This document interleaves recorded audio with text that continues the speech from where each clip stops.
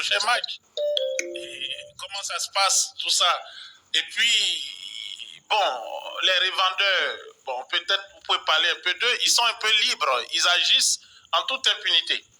Qu'est-ce que ça signifie? Oui, mais frère Isaac, c'est le même réseau. C'est le même réseau. Ils ne vivent que pour de l'argent.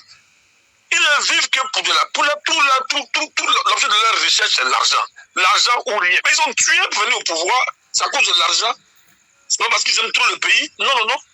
Quand on aime un pays, on ne tue pas ses ressortissants. Non, non, non. Ils ont tué pour devenir riches, pour s'enrichir, venir piller l'État, venir piller la Côte d'Ivoire. Et c'est pour cela qu'ils sont là. Donc tout ce qu'ils font, ils le font pour de l'argent. Tout ce qu'ils font là, c'est juste parce qu'ils recherchent des intérêts. C'est tout.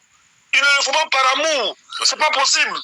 Vous êtes ils ne le font pas par amour. Voilà, le pasteur Bada qui a été enlevé, est-ce que vous avez des informations sur, par exemple, lieu de détention? Où se trouve-t-il? On va tout simplement vous demander, est-ce qu'il n'a pas été enlevé par les sbires du régime et détenu au secret quelque part? Est-ce que vous avez des informations sur, on va dire... Nous savons que... Oui. Nous savons qu'il a été enlevé par l'esprit du régime. Et nous prions parce que sa vie est en danger. Sa vie est vraiment en danger. Et c'est le lieu même, c'est le lieu d'interpeller les hommes de Dieu. Ou les soi-disant hommes de Dieu. Vous voyez, quand dans une nation, il y a des corrompus, c'est comme ça que ça se passe. Quand dans une nation des corrompus, c'est comme ça que ça se passe. Mais comment vous dites, vous êtes homme de Dieu, vous dites, vous êtes serviteur de Dieu, on arrête un de vôtres, et vous êtes assis dans vos synagogues, vous êtes assis dans vos comment on appelle ça, dans vos communautés, vous ne branchez pas. Mais c'est tous des traites, frère Isaac. C'est tous des traites. Ils ne font pas le travail de Dieu. Ils font leur propre travail. Mais attends, j'ai entendu même un autre, c'était à Mouzou.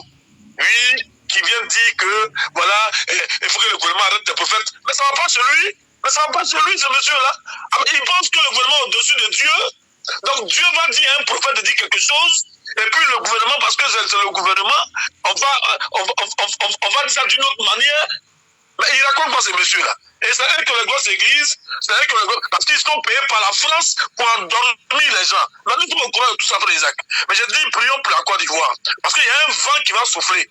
Il y en a beaucoup de ces hommes de Dieu-là qui vont partir cette année 2024-là. Il y a un vent celui qui va... Parce que Dieu est très fâché. Il y a un vent qui va souffler. Leur silence-là, ils vont partir avec ça en enfer. Parce qu'ils ne sont pas du tout sérieux. Ils ne sont pas sérieux, frère Isaac. Et on enlève des hommes de Dieu. Et puis, si vous ne parlez pas, vous êtes homme de Dieu, vous. Vous êtes sûr que vous êtes homme de Dieu. Frère Isaac, vraiment que Dieu bénisse la Côte d'Ivoire. Merci, cher frère. Encore pour la Côte d'Ivoire. Prions plus pour la Côte d'Ivoire. Merci beaucoup. Merci d'avoir été en notre compagnie. Merci en tout cas pour ce message, surtout à l'endroit des hommes de